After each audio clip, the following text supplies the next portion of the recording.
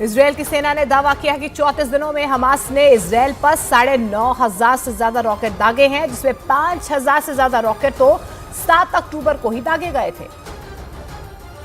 जिसके बाद इजरायल में खलबली मच गई थी। हमास के उस हमले में कई लोगों की मौत हो गई थी, जिसके बाद इजरायल ने उसे एक आतंकी घटना बताया।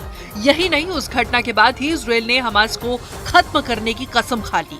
इजरायल की सेना के मुताबिक 34 दिनों में हमास ने इजरायल पर 9,500 से ज्यादा रॉकेट दागे, जिसमें से 2,000 से ज्यादा रॉकेट तो इजरायल ने इंटरसेप्ट कर मार गिराए थे।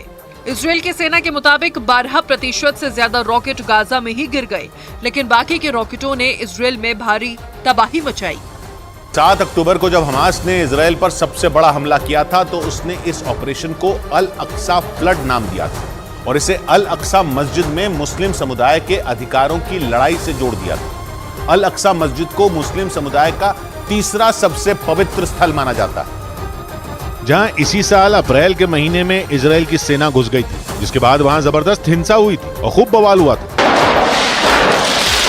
हमास ने 7 अक्टूबर को किए गए सबसे खतरनाक हमले का कनेक्शन भी इसी मस्जिद से जोड़ा था और आरोप लगाया कि अल अक्सा मस्जिद में इजरायल की पुलिस ने मुस्लिम समुदाय से ज्यादती की थी, जिसका बदला लेने के लिए हमास ने ऑपरेशन अल अक्सा फ्लड चलाया और 7 अक्टूबर को इजरायल पर उसके इतिहास का सबसे बड़ा हमला किया था, जिसके बाद गाजा इस तरह तबाह हुआ कि वहां शवों का अंबार लग गया। हमास के खात्मे की कसम खा चुकी इजरायल की सेना ने वहां की मस्जिदों को भी चुन चुन कर उड़ाया। इस बीच इजरायल की सेना हमास के एक एक लड़ाके को ढेर करने में जुटी हुई है। इजरायल की सेना ने उत्तरी गाजा में हमास के ठिकानों को तबाह करने के लिए जमीनी कार्रवाई और ज्यादा तेज कर दी। और इजरायल की सेना ने उत्तरी गाजा में मौजूद हमास के कई ठिकानों को तबाह कर दिया। इजरायल की सेना ने जमीनी हमले का एक वीडियो भी जारी किया, जिसमें उसके सैनिक उत्तरी गाजा में जमीनी कार्रवाई करते नजर आए। इजरायल की सेना के इस वीडियो में गाजा की कई इमारतें भी बर्बाद हुई। वीडियो में इजरायल के सैनिक खंडर में बदल चुके गाजा में घुसते दिखे, जिसके बाद उन्हें टारगेट को पहचानना और एक एक कर उन्हें उड़ाना शुरू कर दिया गया। इजरायल की सेना ने जानकारी दी कि वो गाजा में छिपे हमास के लड़ाकों को चुन चुन कर मारेगी, इसलिए उसकी सेना ने जमीनी कार्रवाई तेज कर दी है। जबकि युद्ध के नियमों के मुताबिक धार्मिक स्थलों पर हमला नहीं किया जा सकता। दूसरे विश्व युद्ध के बाद हुए महाविनाश के बाद जंग के नए नियम बनाए गए थे और तय किया गया था कि कोई भी लड़ाई कैसे लड़ी जाएगी, किसे मारा जाएगा, किसे नहीं मारा जाएगा। यही नहीं, यह भी तय किया गया था कि जंग के दौरान कहां हमला नहीं करना है।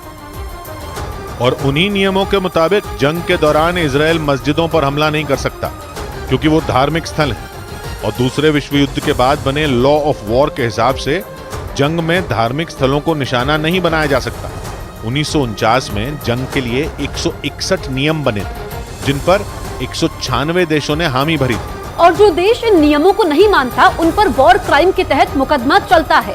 लेकिन इजरायल पर वॉर क्राइम का मुकदमा नहीं चल सकता, क्योंकि इजरायल इंटरनेशनल क्रिमिनल कोड का हिस्सा ही नहीं है और इसीलिए उसके खिलाफ वॉर क्राइम के तहत मुकदमा नहीं चल सकता। लेकिन मस्जिदों पर हमला होने पर मुस्लिम देश भड़क सकते हैं। और इस बीच लेबनान के चरमपंथी संगठन हिजबुल्लाह ने एक बार फिर इजरायल पर बड़ा हमला बोल दिया है। हिजबुल्लाह ने उत्तरी इजरायल में कई रॉकेट दागे, जिसकी वजह से उत्तरी इजरायल के मैतुला इलाके में अलर्ट जारी कर दिया गया। यही नहीं, हिजबुल्लाह के हमले का पता चलते ही इजरायल की सेना ने उन पर हवाई हमले तेज कर दिए और फिर एक के बाद एक लेबनान की सीमा में मौजूद हिजबुल्लाह के ठिकानों पर कई रॉकेट दागे गए, जिससे पूरा इलाका थर्रा उठा। हिजबुल्लाह पर की गई कार्रवाई का जो वीडियो सामने आया, उसमें इजरायल की सेना उसके ठिकानों पर निशाना बनाती नजर आई। इजरायल के मीडिया के मुताबिक हिजबुल्लाह को जवाब देने के लिए इजरायल ने पहले से ही वहां पूरी तैयारी कर रखी है, क्योंकि वो ये जानता है कि हिजबुल्लाह को हल्के में नहीं लिया जा सकता। इसलिए इजरायल ने लेबनान बॉर्डर पर बड़ी संख्या में सैनिकों के साथ वहां ताकतवर हथियार भी तैनात कर दिए। कुछ रोज पहले भी हिजबुल्लाह की तरफ से की गई गोलीबारी के जवाब में इजरायल ने अपने लड़ाकू विमानों से उसके ठिकानों को निशाना बनाया था।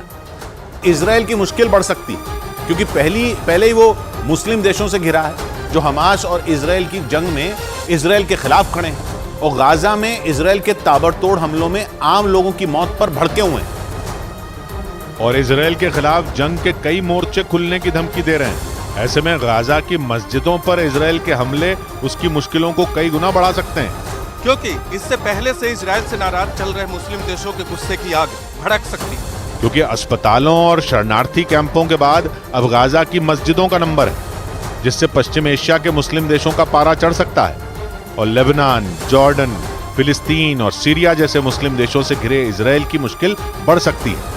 या यूं कहें कि मस्जिदों पर इजराइल का हमला पश्चिम एशिया में युद्ध के माहौल को और गर्मा सकता है, क्योंकि मस्जिदों पर हमले से मुस्लिम देशों की धार्मिक भावनाओं को ठेस पहुंच सकती है।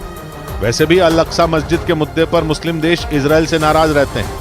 हमास और इजराइल की जंग की जड़ ही अल अक्सा मस्जिद में हुई हिंसा को माना जा रहा है। ऐसे में गाजा की मस्जिदों पर हमला उन्हें एक नया मुद्दा दे सकता है।